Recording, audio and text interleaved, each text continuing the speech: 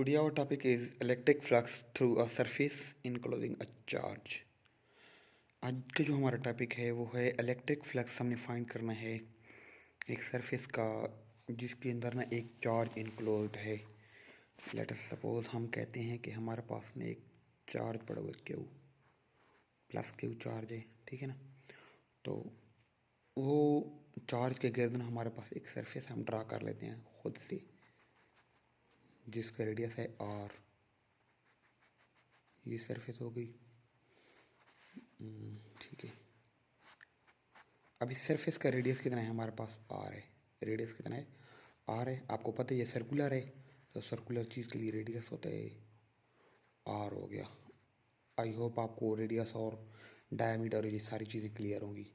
In case अगर आपको clear नहीं है तो फिर मैं आपको समझा दूंगा, ठीक है। तो हम क्या करते हैं, अब इस होल सरफेस को ना हम ना पैचेस के अंदर डिवाइड कर देते हैं। क्या कर देते हैं, पैचेस के अंदर डिवाइड कर देते हैं, उसके छोटे छोटे टुकड़े कर देते हैं।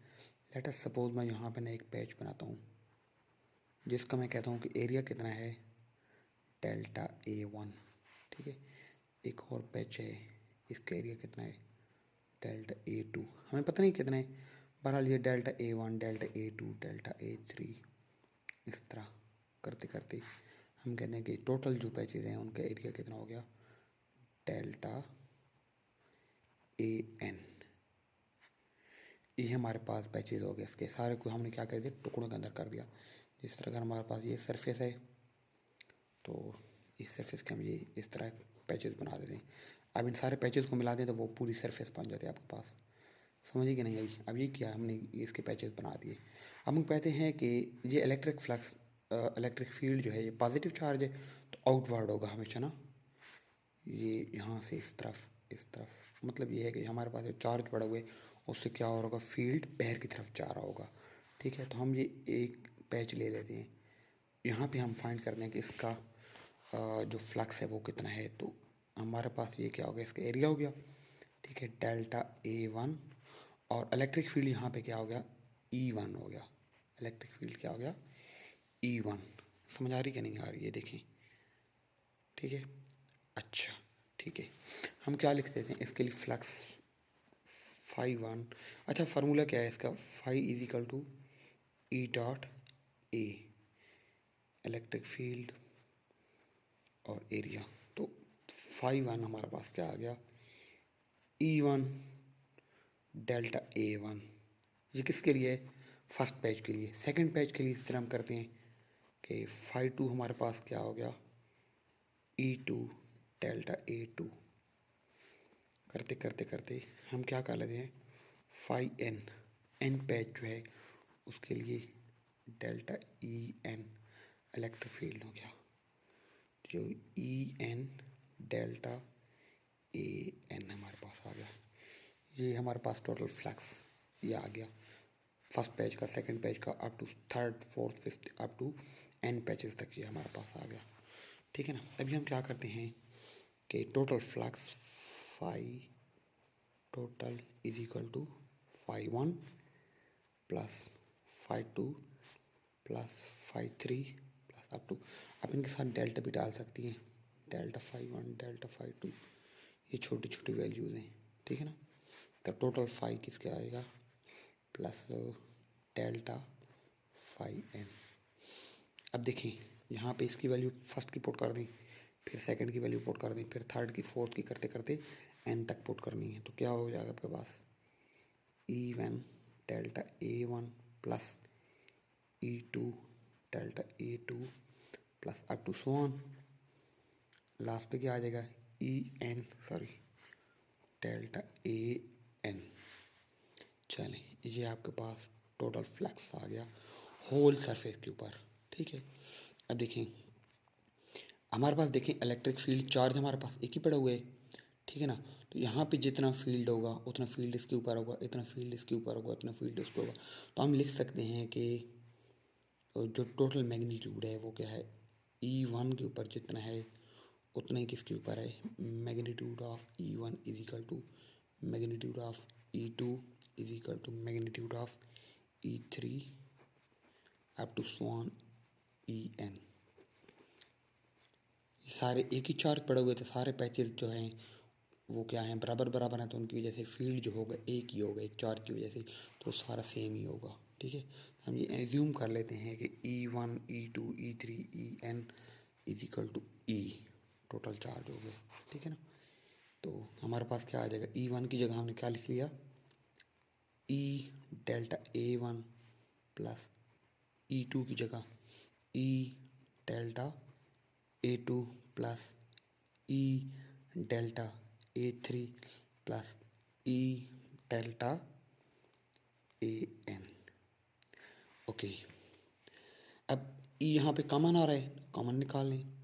E डेल्टा A1 पीछे बच गया plus delta A2 plus delta A3 plus up to so on del AN। Delta भी पढ़ते हैं, डेल भी पढ़ते हैं। अब देखिए, अब A1 हो गया, A2 हो गया, A3 अप टू AN, अगर इन सारों को मिलाएं तो हमारे पास ये क्या आ जाएगा, होल सरफेस जो है इसके एरिया आ जाएगा। इसका क्या आ जाएगा, होल जो स्फीयर है उसका एरिया आ जाएगा। तो हम लिख सकते हैं E into area of sphere या एरिया ऑफ शेप, जो हमने शेप ली है जिसका रेडियस आर है, चार्ज के केस हमने एक सपोज किए हुए शेप ली है, इसका भी है 4। अच्छा, एरिया हो गया। अब ई क्या होता है, E is equal to 1/4 pi epsilon naught q over r square. आपने ये पढ़ा है ई का 1/4 pi epsilon naught q over r square. और ये एरिया ऑफ स्फीयर जो होता है ना, वो बच्चे बराबर होता है 4 पाई आर स्क्वायर के बराबर होता है, 4 पाई आर स्क्वायर के बराबर होता है area of sphere. Area of triangle क्या होता है, वो 1/2 BH होता है। ठीक है ना, एरिया ऑफ ट्राइंगल और होता है। एरिया ऑफ रेक्टेंगल क्या होता है, L multiply by W। Area of square क्या होता है, वो मुख्तलिफ होता है। तो एरिया ऑफ स्फीयर जो होता है, एरिया ऑफ वो जो L मल्टीप्लाई बाई L होता है स्क्वायर के लिए। अब यहाँ पे एरिया ऑफ स्फीयर जो होता है वो क्या होता है, 4 pi r square. 4 pi r square याद रखने के, वॉल्यूम और होता है, एरिया और होता है। मैं ये आपको डिफरेंस समझा दूंगा, वॉल्यूम क्या होता है, एरिया क्या होता है। वॉल्यूम 2 डिमेंशनल और एरिया जो होता है वॉल्यूम 3 डिमेंशनल होता है और ये 2 डिमेंशनल होता है। अच्छा चलिए, ये 4 पाई से 4 पाई कैंसल, आर स्क्वायर से आर स्क्वायर कैंसल, तो हमारे पास फाइनल एक्सप्रेशन क्या आ जाएगा, 1 minute please. Okay, phi total is equal to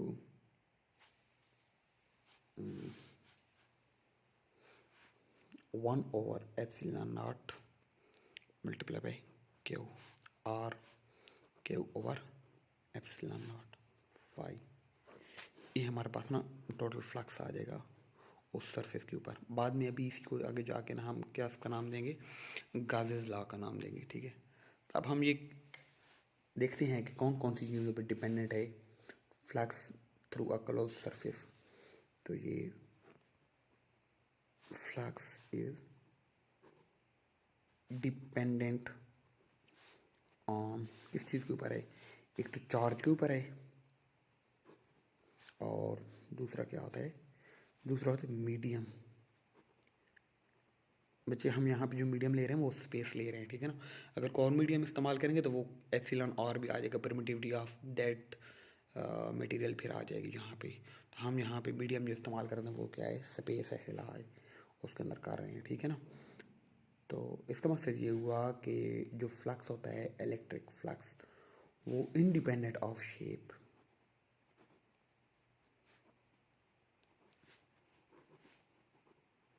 ये क्वेश्चन आ सकता है कि शेप इंडिपेंडेंट क्यों होता है, तो आपने यही जवाब देना है कि इसकी जो फाइनल इक्वेशन आती है वो क्या है, E is equal to over epsilon naught है।